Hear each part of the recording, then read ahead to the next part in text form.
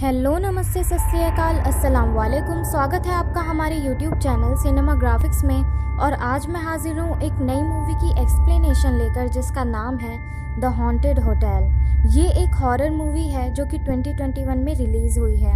इसकी IMDb rating है 3.9 out of 10। अगर आपको ये एक्सप्लेनेशन अच्छी लगे तो वीडियो को लाइक, शेयर और कमेंट करना मत भूलिएगा। और अगर चैनल पर नए हैं तो इसे सब्सक्राइब भी कर लीजिए और बेल आइकन प्रेस ज़रूर कर दीजिएगा ताकि हमारे वीडियोस की नोटिफिकेशन आपके पास सबसे पहले आए। और हमारी इंस्टाग्राम ID की लिंक भी आपको डिस्क्रिप्शन बॉक्स में मिल जाएगी, तो जाइए और उसे फॉलो कीजिए ताकि हमारी वीडियोस की अपडेट्स आपको वहाँ पर भी मिलती रहे। इस मूवी की स्टार्टिंग में हमें कुछ पुरानी पिक्स दिखाई जाती हैं जिनका अभी तो रिलेशन हमें समझ में नहीं आता।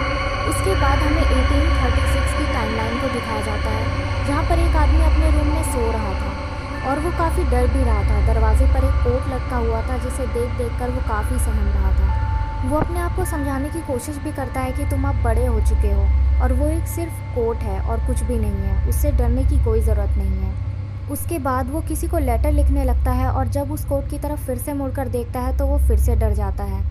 वो कोट को उठकर एक जगह पर फेंक देता है और कहता है तुम अब मुझे चोट नहीं पहुंचा सकते। वो कोट से बोलता है कि मैंने अपना बेड भी मूव करा लिया है ताकि मैं नॉर्थ की तरफ सो सकूं और सब कुछ ठीक हो जाए। वो फिर से सोने के लिए जाने लगता है, तभी एक कोई आदमी की आवाज़ आती है। जब वो दरवाज़ा खोलता है तो एक बूढ़ा आदमी एंटर होता है।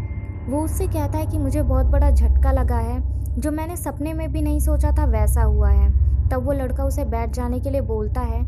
वो बूढ़ा आदमी बताता है कि मैं एक टेबल पर नज़र रख रहा था और 1-2 ब्रांडी भी लगाई थी एक आदमी के साथ। जैसे जैसे वो उस लड़के को बता रहा था वैसे वैसे हमें सीन्स भी दिखाए जा रहे थे कि वो बूढ़ा आदमी ऊपर की तरफ कैंडल लेकर जा रहा था, लेकिन उसके पैर आगे नहीं बढ़ रहे थे। वो कह रहा था क्योंकि ऐसा लग रहा था कि अनगिनत सीढ़ियां हैं, और वो हैरान भी हो गया था। उसे एक दरवाज़ा दिखा और वो अपना रूम समझकर अंदर चला गया। वो कहता है कि वहाँ पर एक लड़की थी जो कि चेंज कर रही थी और मैं ऐसा नहीं होने दे सकता था, इसलिए मुझे अपनी मौजूदगी का उसे एहसास कराना पड़ा क्योंकि ये सब मुझे शोभा नहीं देता। वो लड़की का बेडरूम था और वो बताता है कि उस लड़की ने बहुत ज़ोर से चिल्लाया भी और उसे वहाँ से भगा दिया और उसे कैंडल भी नहीं दी। अब वो उसकी छत्र छाया में बचने के लिए आया है। तभी हम देखते हैं कि दरवाजे पर कोई आता है। जब वो लड़का चेक करता है तो वही लड़की थी। वो लड़की उससे कहती है कहाँ है वो, कहाँ है वो। वो कहती है कि तुम सज्जन लगते हो और मैं एक अबला नारी हूँ, लेकिन हमारे बीच में एक दुष्ट भी है। वो कहती है कि उसने उसके साथ सही नहीं किया, वो उसे ढूंढ रही थी मारने के लिए। लेकिन वो लड़का उसे नहीं बताता कि वो बूढ़ा आदमी यहीं पर है और वो उसे जाने के लिए कह देता है। और जाते समय वो उस लड़की को अपना कोट दे देता है जिससे वो डर रहा था। वो लड़की उसे थैंक यू बोलती है और कहती है कि मैं उसका पीछा करूंगी और पुलिस को भी इन्फॉर्म करूंगी, क्या कोई लड़की सेफ नहीं है। ये कहकर वो यहाँ से चली जाती है। इसके बाद उस लड़के और उस बूढ़े आदमी का इंट्रो होता है। उस लड़के का नाम था डिकेट चार्ल्सन और उस बूढ़े आदमी का नाम था पिगविक उसे थैंक यू बोलता है। डिकेट नोटिस करता है कि वो कोट उसने लड़की को दे दिया था, लेकिन कोट अब भी वहीं था। वो ये देखकर हैरान हो जाता है और वो पिगविक को ज़बरदस्ती वो कोट दे देता है, ये कहकर कि बाहर ठंड है। पिगविक उसे थैंक्स बोलता है। हम देखते हैं कि लड़की अभी भी पिगविक को ढूंढ रही थी और उसके जाने के बाद डिकेट बैठकर कुछ लिखने लगता है और हम गौर करते हैं कि डिकेट के पास ही कोट है और उसने पहना हुआ था। और उस बूढ़े आदमी को बिना कोट के दिखाया जाता है। डिकेट काफ़ी मिस्टीरियस सी स्माइल देता है और फिर खुद सबको समझाने लगता है कि सब कुछ ठीक है। अब हमें नेक्स्ट टाइमलाइन दिखाई जाती है, वो भी 1985 की, जहाँ पर एक बूढ़ा आदमी जिसका नाम था मिस्टर गिब्सन, वो डेविड के पास जाता है उसी होटल में। डेविड यहाँ का मैनेजर था। होटल को देखकर लग रहा था ये सेम होटल है जहाँ पर डिकेट और पिगविक थे, लेकिन टाइमलाइंस के साथ मैनेजर भी चेंज हो चुका था। अब डेविड यहाँ का मैनेजर था। मिस्टर गिब्सन 218 नाम की चाबी लेकर चला जाता है। जब गिब्सन अंदर आता है तो वहाँ पर एक लेडी ऑलरेडी मौजूद थी जिसका नाम था जूली। दोनों एक दूसरे को एनिवर्सरी विश करते हैं। गिब्सन उसे फ्लावर्स देता है और कॉम्प्लीमेंट करता है कि तुम बहुत कमाल की लग रही हो। उनकी बातों से ऐसा लग रहा था कि वो लोग यहाँ अक्सर आते थे। गिब्सन उसे एक पिक दिखाता है। जूली कहती है कि मुझे इसके बारे में याद है जब तुम घर आए थे। वो कहती है कि डेनियल ज़रूर इसे पसंद करेगा, तुम उसे ये दिखाना, वो अपने फैमिली ट्री में इसको लगाएगा। वो दोनों बात करते हैं कि वो हमारे फेवरेट दिन थे। जूली उसके साथ डांस करना चाहती थी लेकिन गिब्सन मना कर देता है। तभी वहाँ पर एक वेट्रेस डिनर लेकर आती है। दोनों बैठकर डिनर करने लगते हैं और आपस में बातें करते हैं। वो लोग ये भी बोलते हैं कि हमने कुछ बुरा नहीं किया, सब कुछ अच्छा ही था। वो दोनों काफ़ी रोमांटिक कपल थे, लेकिन थोड़े थोड़े इमोशनल भी हो रहे थे। जूली गिब्सन से कहती है कि अगले साल अब तुम्हें यहाँ आने की कोई ज़रूरत नहीं है। गिब्सन कहता है कम से कम 50 तक, लेकिन वो मना करते हुए कहती है कि नहीं, अब मैं बूढ़ी हो चुकी हूँ और तुम्हें मेरी कोई ज़रूरत नहीं है। वो कहती है कि क्या तुम मेरे लिए कुछ कर सकते हो? तब गिब्सन कहता है कुछ भी। वो दोनों डांस करने लग जाते हैं और हमें फ्लैशबैक की यादें दिखाई जाती हैं कि वो लोग पहले कैसे डांस किया करते थे। सेम वैसे ही वो लोग डांस करने लगते हैं। लेकिन अचानक ही जैसे ही गिब्सन मुड़ता है तो हम देखते हैं जूली तो वहाँ पर थी ही नहीं। गिब्सन अकेले ही डांस कर रहा था। हो सकता है कि वो अगले साल यहाँ पर आया हो और वो उसे याद कर कर यहाँ पर डांस कर रहा हो, और इस एनिवर्सरी पर जूली उसके साथ नहीं थी। वो पिछली यादें अपनी दोहरा रहा था। अब हमें 1924 की टाइमलाइन दिखाई जाती है, जहाँ पर फ्रांसिस्का हॉपर नाम की एक लेडी उसी होटल में आती है, क्योंकि उसने उस होटल के बारे में काफ़ी हॉन्टेड कहानियाँ सुनी थी। तो उन्हीं रहस्यों को सुलझाने के लिए वो यहाँ पर आई थी और अपने साथ एक मशीन भी लेकर आई थी। वो भूत को पकड़ने के लिए एकदम रेडी हो जाती है और अपनी मशीन भी खोलती है, साथ ही एक बुक भी। तभी वहाँ पर एक आदमी एंटर होता है जिसका नाम था आर्लो। वो यहाँ का मैनेजर अपने आप को बताता है और उस लेडी को इंटरप्ट कर देता है। तब वो लेडी उसे पता करने की कोशिश करती है यहाँ की कहानियाँ, लेकिन वो नहीं बताता। तब वो लेडी कहती है कि ये मशीन इशारा भी देती है भूत का और इसमें भूत दिखता भी है। वो लेडी बताती है कि मैंने इसकी पढ़ाई की है और मैं महसूस भी कर सकती हूँ भूत को, लेकिन तब भी आर्लो उसको कुछ भी नहीं बताता। तब वो कहती है कि मैं झूठ पकड़ सकती हूँ। तब वो आर्लो कहता है कि गेस्ट से हम ये सब बातें डिस्कस नहीं करते, वरना गेस्ट हमारे होटल क्यों आएंगे। किसी तरह वो लेडी उसको अपनी बातों में ले लेती है। तब आर्लो बताता है कि एक आदमी की हत्या उसकी पत्नी ने चाकू मारकर कर दी थी। वो दृश्य काफ़ी डरावना था और उस आदमी के रोने की आवाज़ हमेशा आती थी। उसकी बीवी पागल थी और उसकी बीवी का नाम जैक था, जिसका 233 रूम में लाश मिली थी, जो कि बाथरूम में पड़ी हुई थी। वो लेडी कहती है कि ये स्टोरी काफ़ी अच्छी है और भावुक भी है। वो कहती है कि क्या किसी ने आत्मा देखी है, तो वो मना कर देता है। वो लेडी कहती है कि मैं लंदन से सिर्फ इन्हीं अफवाहों की वजह से यहाँ पर आई हूँ। वो मशीन ट्राई करने जाती है भूत को पकड़ने के लिए। वो कहती है कि तुम्हें भी मेरा साथ देना होगा, और वो उसे कन्विंस भी कर लेती है। फ्रांसिस्का एक अजीब सा चश्मा लगाती है और अपनी मशीन को स्टार्ट कर देती है। मशीन में कुछ लाइट्स चलने लगती हैं और धुआं भी उठने लगता है। उसमें से कुछ रेज निकलती हैं और अचानक से अंधेरा हो जाता है रूम में। लाइट्स ऑफ हो जाती हैं और मशीन चलने लगती है। तब वो कहती है कि कुछ तो आ रहा है। अचानक से लाइट्स ऑन हो जाती हैं और किसी के खटखटाने की आवाज़ आती है। जब वो देखती है तो वहाँ पर इस होटल का मैनेजर आया था। वो कह रहा था कि वही इस होटल का मैनेजर है, लेकिन खटखटाने की आवाज़ से आर्लो डर गया था और वो अलमीरा में जाकर छुप गया था। तब वो कहती है कि वो तो अलमीरा में है। जब वो उससे पूछता है कि कौन मैनेजर, तो वो कहती है आर्लो। तब वो उसे बताता है कि वो तो मर चुका है, उसकी हत्या हुई थी इसी होटल में। जब वो लोग अलमीरा को खोल के देखते हैं तो वहाँ पर आर्लो डरा सहमा बैठा हुआ था, और हम देखते हैं कि मैनेजर और उसी लेडी के पीछे एक औरत चाकू लेकर खड़ी थी, जो कि काफ़ी डरावनी लग रही थी। इससे हमें ये समझ में आता है कि आर्लो जो कहानी उस लेडी को सुना रहा था वो उसकी खुद की कहानी थी, और उसी की बीवी ने उसे चाकू से मार डाला था, और उसकी बीवी पागल थी जो कि बाद में मर भी चुकी थी, और वो वही लेडी थी जो कि हमें चाकू लेकर खड़ी हुई दिखाई दी थी। वही उस आर्लो की बीवी थी। अब नेक्स्ट सीन में हमें 1973 की टाइमलाइन दिखाई जाती है, जहाँ पर एक लड़की बुक पढ़ रही थी, जिस बुक का नाम था द डेथ ऑफ नाइट। उस रात काफ़ी बारिश भी हो रही थी। हम देखते हैं कि वो लड़की इसी होटल में थी, जो कि हमें पहले भी दिखाए गए हैं, और टाइमलाइन के साथ साथ इस होटल का मैनेजर भी फिर से बदल चुका था, और इस बार मैनेजर थी यही लड़की। तभी वहाँ पर एक मिस्टर फियरलेस नाम का आदमी आता है, जिसे इस होटल में कमरा चाहिए था, और उसे 17 रूम नंबर दे दिया जाता है। वो काफ़ी अजीब बिहेव कर रहा था। फियरलेस अपने रूम में जाता है और कुछ टाइपराइटर में टाइप कर रहा था, हंटेड और हॉन्टेड बाय पीटर फियरलेस। ऐसा लग रहा था जैसे वो कोई बुक लिख रहा था। मिस्टर फियरलेस कॉल करके अपने फ्रेंड से बात भी करता है। वो और उसका फ्रेंड अमीर बनना चाहते थे। वो थोड़ा वियर्ड भी था। उसका दोस्त उससे पूछता है कि तुम अपनी पिल्स ले रहे हो ना? तब वो कहता है कि हाँ। यहाँ से हमें पता चलता है कि वो किसी चीज़ की पिल्स ले रहा था, मतलब उसे कुछ तो प्रॉब्लम थी। हम देखते हैं कि एक किताब पढ़ते पढ़ते अचानक से मिस्टर फियरलेस सो जाता है और उसे झटके लगने लगते हैं, और जैसे ही वो उठता है तो हमें पता चलता है कि वो सिर्फ एक सपना था उसका। वो थोड़ा डर भी गया था। तभी दीवार पर लगे एक वॉलपेपर को वो देखता है गौर से। उसमें उसे कुछ दिखता है, लेकिन वो गौर नहीं करता। उसे कुछ आवाज़ सुनाई देती है। तब वो रिसेप्शन में जाकर शिकायत करता है कि बगल वाले रूम में जो कुत्ता है उसे शांत कराइए। तब रिसेप्शनिस्ट कहती है कि यहाँ पर कुत्ते अलाउ नहीं हैं। तो वो कहता है यहाँ के पाइप्स ख़राब है। तो वो कहती है कि यहाँ के पाइप्स भी बिल्कुल ठीक हैं। तब मिस्टर फियरलेस स्कॉच और कॉफ़ी ऑर्डर करके वहाँ से चला जाता है अपने रूम में। जब वो अपने रूम में जाता है तो हम देखते हैं कि उसके पैरों के पास उसे वही बुक मिलती है जो उसे सपने में दिखी थी। वो जाता है वॉशरूम में और रेडी होने लगता है, दाढ़ी वाड़ी बनाता है और वापस आकर अपने टाइपराइटर में फिर से अपनी बुक को टाइप करने लगता है। वो पेंटिंग पे गौर करता है फिर से जो दीवार पर लगी हुई थी, तो उसमें एक शेर था जो कि थोड़ा और करीब आ गया था। वो थोड़ा डर जाता है। जब वो पेंटिंग को पलट देता है तो उसके पीछे काला काला सा निशान था, जिसे जब वो छूता है तो उसके हाथ में काला काला निशान आ जाता है।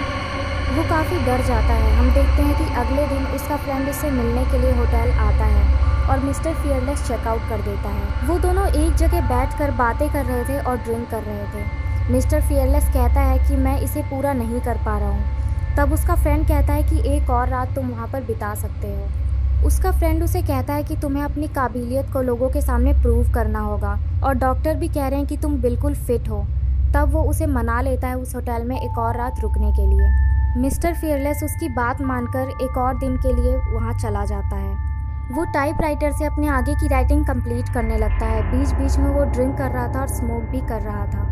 तभी उसे शेर के रोर करने की आवाज़ आती है। जब वो पेंटिंग को पलट देता है तो पेंटिंग के पीछे शेर के पंजे के निशान बने हुए थे, जिसे देखकर वो बहुत ज़्यादा डर जाता है और कॉल करने लगता है अपने डॉक्टर को। उसके डॉक्टर का नाम था जेम्स मैथ्यू और उसे मैसेज छोड़ने के लिए कहा जाता है। वो कहता है कि उसे साइड इफ़ेक्ट हो गया है पिल से। और जब वो पेंटिंग की तरफ देख तो शेर बहुत ज़्यादा करीब आ चुका था। उसका सिर्फ चेहरा ही दिख रहा था उस पेंटिंग में। फियरलेस किसी तरह डरते डरते उस पेंटिंग को निकाल कर अलमारी में बंद कर देता है और फिर से टाइप करना स्टार्ट कर देता है। और अब वो पूरी बुक टाइप कर चुका था अपनी।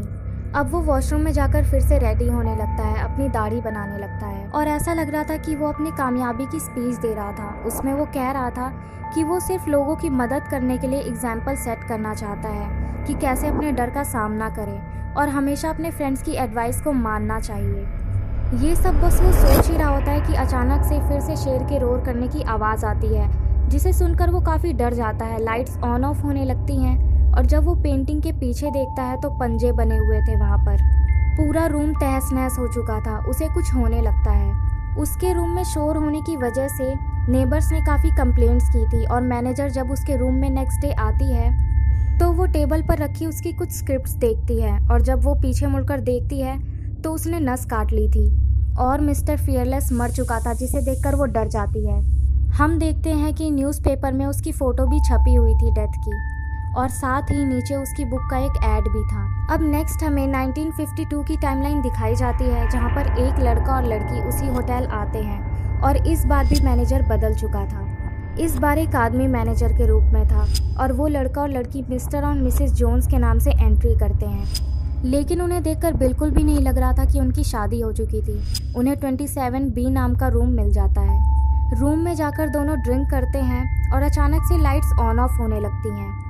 तभी वो लड़का ओनर के पास जाने लगता है दूसरे रूम के लिए, लेकिन उसे ओनर नहीं मिलता और उसे वहाँ पर एक प्रेग्नेंट लेडी दिखती है। लड़की रूम में अकेली थी और अचानक से लाइट्स ऑफ हो जाती हैं और ऊपर से राख गिरने लगती है। वो बेहोश हो जाती है। जब वो अचानक से उठती है तो हमें पता चलता है कि वो सिर्फ उसका सपना था और वो लड़का भी उसी के पास था। लड़की को यहाँ पर बिल्कुल भी सही फील नहीं हो रहा था और वो यहाँ से जाना चाहती थी, लेकिन वो लड़का उसे जाने नहीं देता। वो उसके करीब आने की कोशिश करने लगता है। तभी वो प्रेग्नेंट लेडी वहीं पे आ जाती है अंदर, जो कि यहाँ की ओनर थी। वो लड़की कहती है कि उसे घर जाना है और वो घर के लिए निकल जाती है। वो लड़का काफ़ी गुस्सा भी होता है क्योंकि उसकी कमाई लगी थी यहाँ के रूम के लिए। लड़का अकेले ही रूम में होता है। तभी हम देखते हैं कि डोर लॉक हो जाता है और ऊपर से राख गिरने लगती है, जैसे कि उस लड़की ने सपने में देखा था और वो लड़का वैसे ही गिर जाता है जैसे कि सपने में वो लड़की गिर गई थी। हम देखते हैं कि कुछ साल बाद का सीन हमें दिखाया जाता है, जहाँ पर यही लड़की, जिसका नाम बेडशीट्स था और उस प्रेग्नेंट लेडी ने उसे बचाया था उस लड़के से, वो इसी होटल में आती है उसे थैंक्स करने के लिए। लेकिन उस होटल का मैनेजर कहता है कि उसकी वाइफ मर चुकी है वॉर में, वो भी 83 में। तब वो लड़की कहती है कि शायद उसे कोई कन्फ्यूजन हुआ होगा। हम देखते हैं कि वो लड़की भी अभी प्रेग्नेंट थी और उसकी भी शादी हो चुकी थी। उस लड़की के जाने के बाद वो मैनेजर अपनी वाइफ की पिक देखने लगता है और उस पिक में भी उसकी वाइफ प्रेग्नेंट थी। अब हमें नेक्स्ट 1977 की टाइमलाइन दिखाई जाती है जहाँ पर एक लेडी मैनेजर थी और वो एक लड़के और लड़की को कहती है कि तुम यहाँ के रिप्रेजेंटेटिव हो। लड़के का नाम था टॉम और लड़की का नाम था मेजी, लेकिन वो हमेशा उसको डेजी बुलाती थी और इसी नाम का बैच उसे दे देती है। वो दोनों शर्त लगाते हैं कि जो पहले रूम साफ करेगा वो जीतेगा और जो हारेगा वो ड्रिंक्स पिलाएगा। तो वो लोग रूम साफ करने में लग जाते हैं। मेजी एक 116 नाम के रूम में जाती है जहाँ पर सब कुछ बिखरा पड़ा था। वो पूरा रूम साफ करती है, बाथरूम साफ करती है, पूरा रूम चमकाकर जब वहाँ से निकलती है और दरवाज़ा बंद करती है तो वो दरवाज़ा हल्का सा खुलता है। जब वो अंदर जाकर देखती है तो वो रूम पहले जैसा हो गया था, एकदम गंदा। वो फिर से सब कुछ साफ करती है और जब बाहर निकल जाती है तो वो रूम फिर से गंदा हो जाता है। मेजी उसी लेडी के पास जाती है रिसेप्शन में और कहती है इस रूम में कुछ तो गड़बड़ है, मैं उसे साफ करती हूँ, वो फिर से गंदा हो जाता है। लेकिन वो लेडी कहती है दिखा दो किस में दम है। मेजी फिर से उस रूम में जाती है और एक चेयर पर बैठ जाती है। जब वो उठती है तो उसके पैर में कुछ चुभ जाता है और खून निकलने लगता है। वो बाथरूम में जाकर उसे साफ करने लगती है और बाथटब में लेट जाती है और बेहोश हो जाती है। बाथटब में पानी भरने लगता है।